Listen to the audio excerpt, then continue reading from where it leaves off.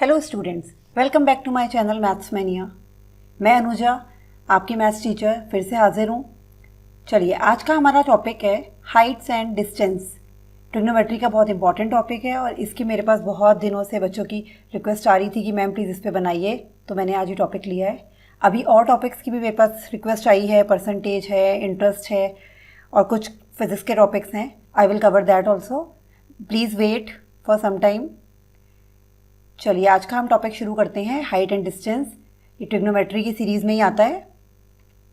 चलिए, सबसे पहले हम इसमें देखेंगे दो टाइप के एंगल होते हैं। हाइट एंड डिस्टेंस को बोलते हैं ऊंचाई और दूरी, आपको पता होगा। एंगल ऑफ एलिवेशन, इसमें हम दो पढ़ेंगे, angle of elevation and angle of depression. First is angle of elevation. अब इसमें आपको ये एंगल दिख रहा है, इसमें एक लाइन है O A, that is horizontal line, और O P, this is line of sight. एक मैं आपको रफली एग्जांपल देती हूँ पहले। सपोज हम यहाँ पर कोई भी बंदा खड़ा है, कोई है, यहाँ से जब वो ऊपर की तरफ देख रहा है तो जो उसकी आई का एंगल बन रहा है, आई का जो लेवल है वो तो हॉरिजॉन्टली ए पर है, पर जो आई से उसका एंगल बन रहा है, इन easy language this is the angle of elevation. ये है सिंपल। अब हम इसको थोड़ा सा मैथमेटिकली पढ़ते हैं।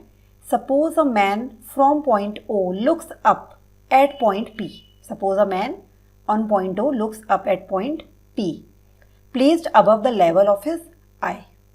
Clear?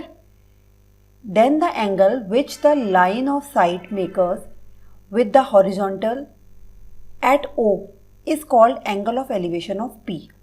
तो जो यहाँ से horizontal line और line of sight से जो एंगल ये फॉर्म करेगा, that is called the angle of elevation of P. ठीक है? Angle of elevation of P from O is, या ऐसे पढ़ेंगे हम, AOP is equals to theta. Clear है? नेक्स्ट आता है हमारा एंगल ऑफ डिप्रेशन। तो एंगल ऑफ डिप्रेशन क्या होता है,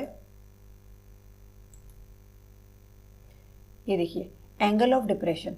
इसमें हमने क्या करना है, कोई भी इंसान खड़ा है, या आप कुछ भी कह सकते हो, यहाँ से ये तो हॉरिजॉन्टल डिस्टेंस हो गया, ठीक है, इसकी आंख का यहाँ का लेवल। और जब वो नीचे देख रहा है, बस जब हम ऊपर देख रहे थे तो हमने एंगल ऑफ एलिवेशन किया, और जब नीचे देख रहे हैं that is with the angle of depression. वो एलिवेशन था, ये डिप्रेशन है। तो suppose a man from point O looks down at point P placed below the level of his eye, below the level of his eye, that is important.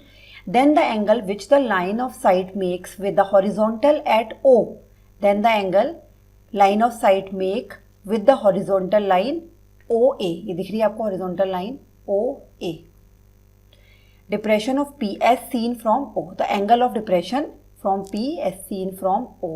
तो then यहाँ पे हम बोलेंगे AOP will be the angle of depression.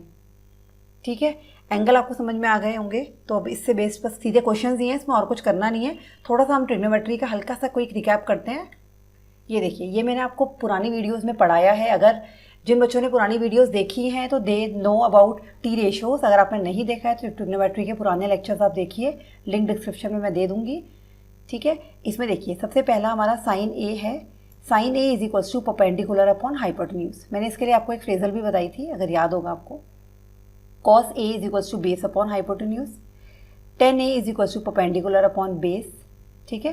And cosec होता है sine का reciprocal, then cosec A will be hypotenuse upon perpendicular and sec A will be reciprocal of cos A, then hypotenuse upon base, and similarly cot A is the reciprocal of tan A। तो आ जाएगा ये base upon perpendicular. तो ये हम पुराने videos में discuss कर चुके हैं डिटेल में, आप वहाँ जाकर दोबारा देख सकते हैं। Let's move further. ये same, the value of T ratios to be used. हम इन्हें कैसे यूज़ करते हैं, इनको मैंने आपको निकालना सिखाया था कि क्या करना है। पहले सारे एंगल को 0, 1, 2, 3, 4 रख देना है, फिर divide by 4 and then square root of it. ठीक है, तो ऐसे हमें सबसे पहले मिलती है हमारे फर्स्ट टी रेशियो साइन की value. Then sine 0 is 0, sine 30 is 1/2, sine 45 is 1/√2, sine 60 is √3/2, sine 90 is 1। और सिमिलरली हम लोग कैसे ये वैल्यूज़ निकालते हैं आप पुराने वीडियोस में जाकर चेक कर सकते हैं। अब हमें, चूँकि इन सारी वैल्यूज़ की हमें इस चैप्टर में बहुत ज़रूरत पड़ने वाली है, तो जिन बच्चों को याद हैं दैट्स वेरी गुड, अदरवाइज आप इसे दोबारा सीखिए, चेक करिए। ठीक है, चलिए इन सब की वैल्यूज़ हम अब पुट करेंगे क्वेश्चन में, देखिए कैसे। The first question is, if the height of a pole is 2√3 metre and the length of shadow is 2 metre. Find the angle of elevation of the sun. अब किसी किसी क्वेश्चन में तो आपको डायग्राम दे देंगे, पर कहीं आपको खुद बनाना भी पड़ेगा। तो हम लेके चलते हैं कि हमें नहीं पता है डायग्राम, तो हम कैसे बनाएंगे। देखिए, if the height of a pole is 203 metre, हमने क्या पोल ले लिया ये, ठीक है, इसकी हाइट हमने ले ली है, ए बी पोल है 2 √3 मीटर, ये गिवन है। And the length of a shadow, अब शेडो देखो, लेंथ ऑफ अ शेडो कैसे बनेगी, यही तो बनेगी इसकी लेंथ ऑफ अ शेडो, जो इसका ये बेस बनेगा यही बनेगी length of a shadow 2 metre. अब वो पूछ रहा है कि इसका एंगल ऑफ एलिवेशन निकालो, तो एंगल ऑफ एलिवेशन निकालना है तो आपको पता ही है ये यहाँ से बनेगा, ठीक है ना, कि एंगल ऑफ एलिवेशन मतलब बंदा यहाँ खड़ा है, यहाँ से इसका एंगल ऑफ एलिवेशन ये थीटा आपको फाइंड आउट करना है। तो राइट एंगल ट्राइंगल का फॉर्मूला लगना है, ठीक है, सिमिलरली पता लग गया हमें। अब देखिए, एंगल के सामने वाला परपेंडिकुलर होता है, मैंने आपको पहले बताया था, और जो ये एडजेसेंट होता है दैट इज़ बेस, और ये होता है हमारा हाइपोटेन्यूज। ये मैंने क्लियर किया हुआ है पुरानी वीडियोज़ में, फिर भी I am going to revise. तो अब हाउ टू डू दिस, तो let A B the pole, हमने मान लिया ए बी पोल है, and A C B the shadow, A C क्या है, इसकी एक शेडो है। Let angle of elevation is theta, इसको हमने थीटा मान लिया, ये वाला जो हमारा एंगल है, एंगल ऑफ एलिवेशन। तो then A B is equals to 2 √3 metre, A C is equals to 2 metre, हमने लिख दिया। Here we have to find theta and perpendicular and basis are given, so we will apply. अब आप देखो, अभी पिछली slide में मैंने आपको फॉर्मूले रिवाइज करवाए हैं, सॉरी, ये देखिए, तो 10A में परपेंडिकुलर और बेस किस में आता है, 10 में आता है, कॉस आता है बेस और हाइपोटेन्यूज कॉस में, एंड साइन में आता है परपेंडिकुलर एंड हाइपोटेन्यूज। तो हमें यहाँ पे यूज़ करना है परपेंडिकुलर और बेस के बारे में, तो हमें 10 थीटा लगाना है, तो हमें टी रेशियो लगाना है 10, तो 10 थीटा का फॉर्मूला होता है परपेंडिकुलर अपॉन बेस, जो कि है A B upon A C. Value put कीजिए ए बी की 2 √3 अपॉन ए सी की 2 से 2 कट हो गया, तो देन √3 हमारा बच गया। अब आपको पता है फॉर्मूला से पीछे, ये देखिए 10 में √3 वैल्यू कब होती है, कब होती है बताइए, 60 डिग्री पे होती है, अगर आपने ये लर्न करा है या देख लिया है टेबल तो जब 10 में हमें √ वैल्यू मिल गई 60 डिग्री पे, तो हमने लिखा 10 60 डिग्री इज इक्वल्स टू √3। तो अब इसे अगर कंपैरिजन कर लोगे तो यहाँ पर थीटा की वैल्यू क्या आ गई, 60 डिग्री, ठीक है। तो ऐसे ही क्वेश्चंस को हम लोग सॉल्व करते हैं। चलिए आगे बढ़ते हैं। अ ladder leaning against a wall makes an angle of 60 degree. ये वॉल है, इससे एक लैडर ऐसे खड़ी हुई है, ठीक है, लीनिंग, और एक एंगल बना रही है वो 60 डिग्री का, ये गिवन है, with the ground. If the length of the ladder is 19 metre, अगर सीढ़ी की लेंथ है वो दे रखी है उसने हमें 19 metre. Find the distance of the foot of the ladder from the wall, distance of the foot of the ladder from the wall. ये वॉल है A B, let A B be the wall and B C B the ladder. Ladder की length given है, angle पता है हमें elevation, and A सी हमें निकालना है। तो बात किस किस की हो रही है, अब देखिए एंगल के सामने परपेंडिकुलर होता है, तो इसको बात तो यहाँ हो नहीं रही है, तो एंगल के ये जो एडजेसेंट होता है दैट इज द बेस, तो यहाँ बात हो रही है बेस एंड हाइपोटेन्यूज की। तो we will use the formula of base upon hypotenuse, that is cos theta. तो ये सब लिखा है जो मैंने अभी बोला यहाँ पर, देखिए कि let A B be the wall and B C B the ladder, let angle of elevation is this, here B C is equals to 19 metre and A C is equals to x metre, हमने ये मान लिया, let x B C is x। तो then hypotenuse is given and we have to find base. So what will we do? We have to apply the formula of cos theta. So then cos theta is equals to base upon hypotenuse is equals to AC upon BC. Value put कीजिए x upon 19. अब देखिए theta हमें यहाँ given है, तो cos 60 degree is equals to x upon 19. ठीक है, अब cos 60 की वैल्यू क्या होती है, वापस से टेबल पे जाओ, cos 60 की वैल्यू ढूंढ लो। यहाँ देखो cos 60 डिग्री ये आ गया, ये होती है हमारी हाफ, वैसे ही आपको पता होनी चाहिए। तो हमने क्या किया, यहाँ cos 60 की जगह हाफ पुट कर दिया, that will be equal to, this implies half is equals to x upon 19, cross multiply करो, x की वैल्यू आ जाएगी 19 अपॉन 2, दैट इज 9.5 मीटर। तो this is 9.5 metre is the height of AC, ठीक है। तो क्या निकालना था हमें, the distance of the foot of the ladder from the wall, the distance of the foot of ladder from the wall is x metre, that is 9.5 metre.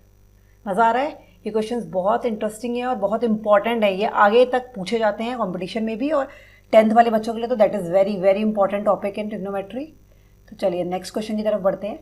The angle of elevation of the top of a tower at a point on the ground is 30 degree, ठीक है। Angle of elevation top of the tower, एक पहला angle हमें दिया हुआ है 30 degree, तो हमने क्या मान लिया, ए बी को हमने मान लिया टावर है और उससे हमने एक एंगल ऑफ एलिवेशन 30 डिग्री बना लिया। पहले हमने इतना करा कि हमने सबसे पहले ये टावर बनाया, ठीक है, फिर हमने इसका एंगल ऑफ एलिवेशन ऐसे हमने ड्रॉ कर लिया ऐसे करके, ठीक है। तो ये हमने सिर्फ अभी ये ड्रॉ किया है जितनी बात हमें की गई है। Now move further on walking 24 metre towards the tower. अब 24 मीटर आप जा रहे हो टावर की तरफ, ये आपको दे दिया 24 metre towards the tower, the angle of elevation become 60 degree. अब एंगल ऑफ एलिवेशन है जो मतलब ये वाला जो एंगल है, यहाँ से कोई बंदा हुआ टावर की तरफ देख रहा है तो ऑब्वियस एंगल तो बढ़ ही जाएगा, तो ये हो गया 60 डिग्री।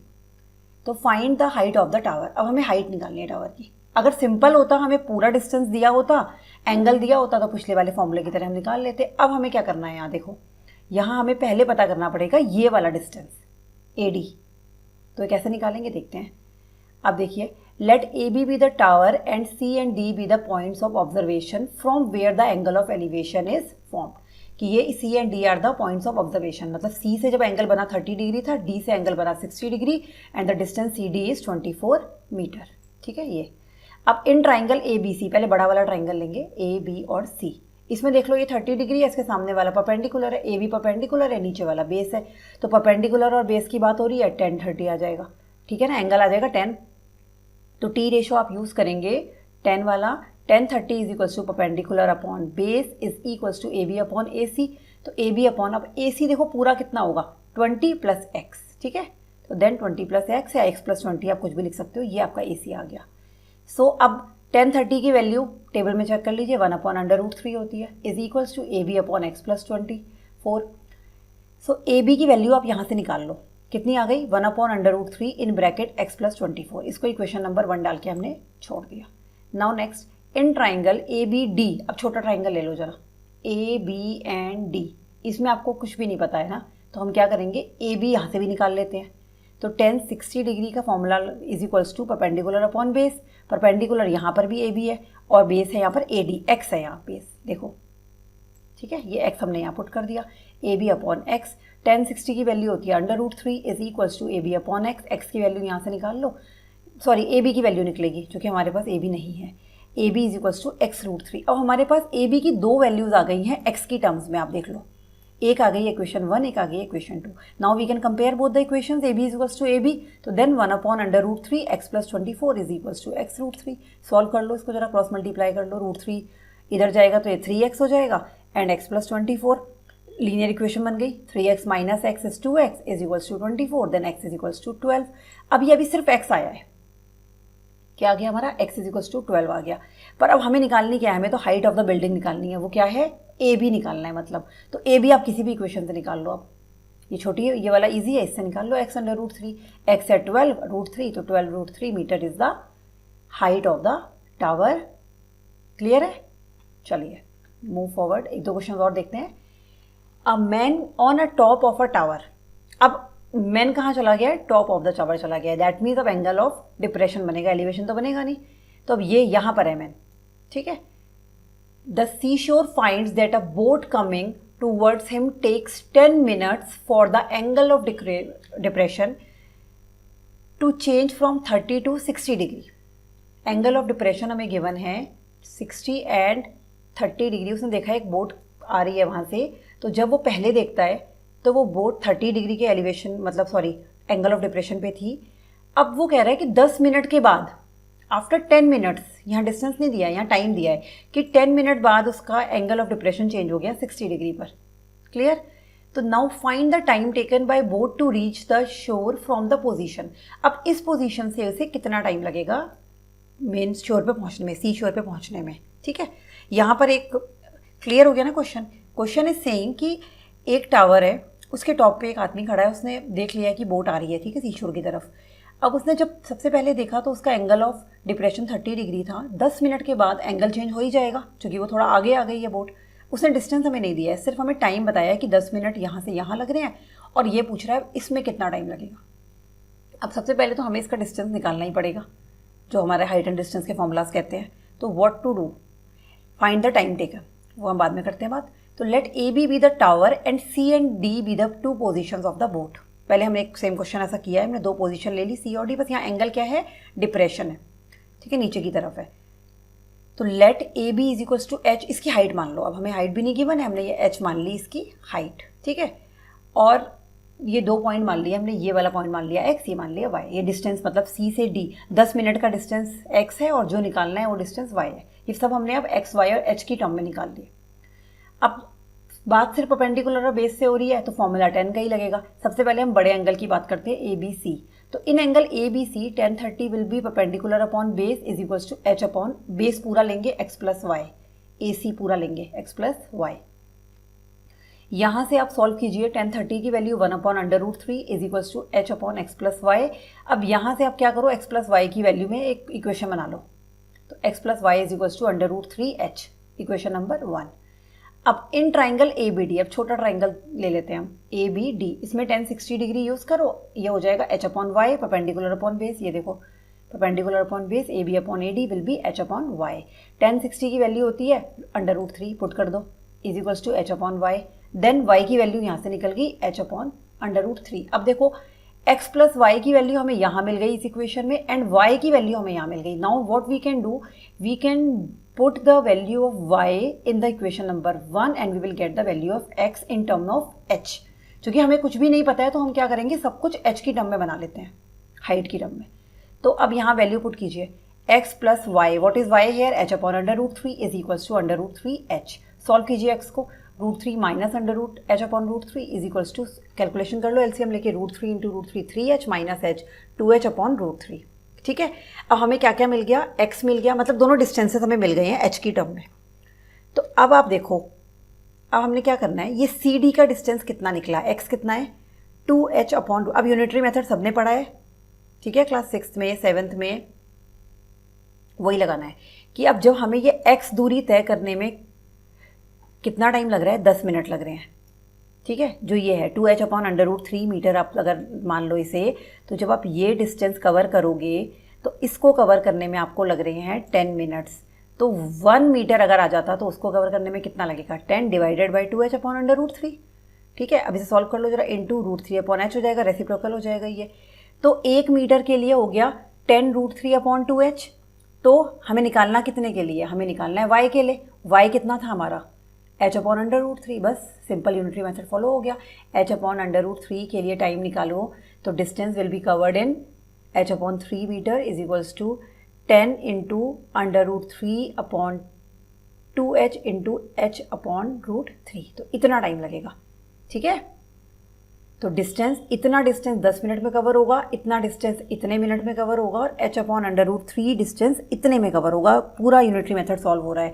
तो अब आप इसे कैलकुलेशन कीजिए ज़रा, h से h कट जाएगा, 2 5 ज़ा 10, और अंडर रूट 3 से अंडर रूट 3 कट जाएगा, तो सिर्फ आ जाएगा हमारा 5 minute. This is the answer of this question.